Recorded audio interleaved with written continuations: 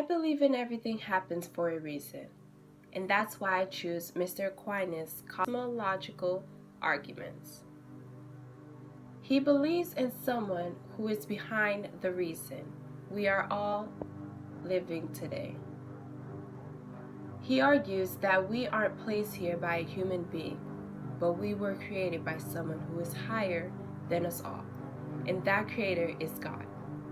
Everything we see, smell, touch, hear, or taste on this modern day, a long time ago, was created by God Himself.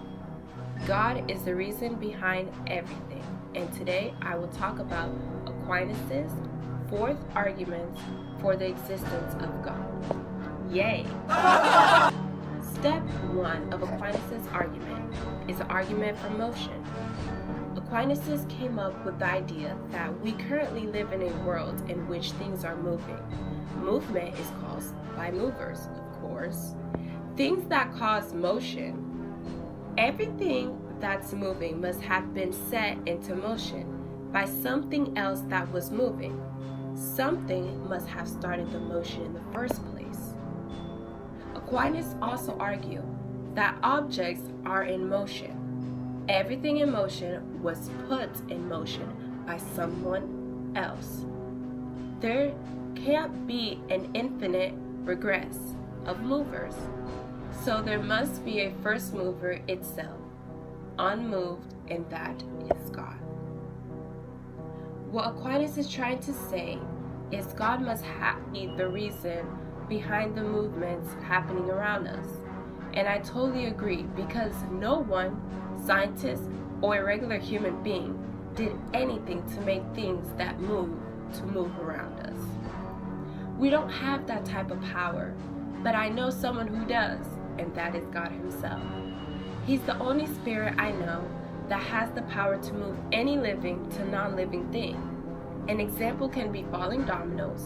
The dominoes didn't start moving on its own. There was someone with power that was able to push one domino, then all the dominoes started falling, one by one. The point I'm trying to get across is God is the one and only with the power to move things since He created Earth.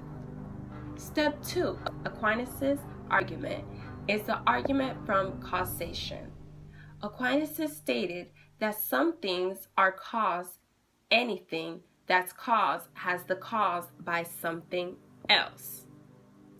Since nothing can cause itself, of course, there can't be an infinite regress of cause, so there must have been a first causer, itself uncaused, and that is God.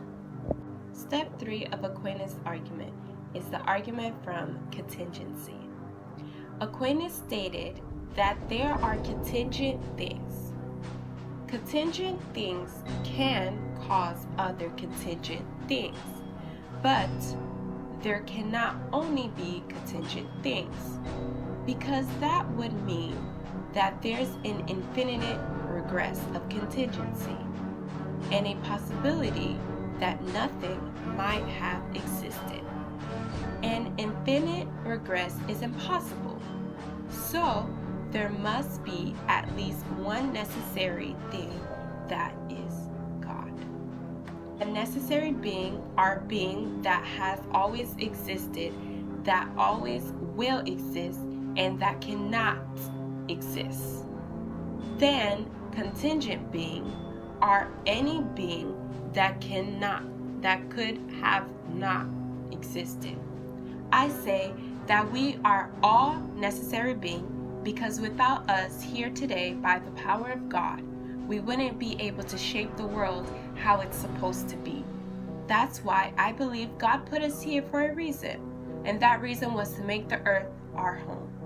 Step 4 of Aquinas' argument is argument from degrees. Last but not least, Aquinas stated properties come in degrees. In order for there to be degrees of perfection, there must be something perfect against which everything else is measured, which makes God the peak of perfection. God, who created heaven and earth, is for sure, no doubt, the perfect spirit out there. Thanks for watching. Bye now.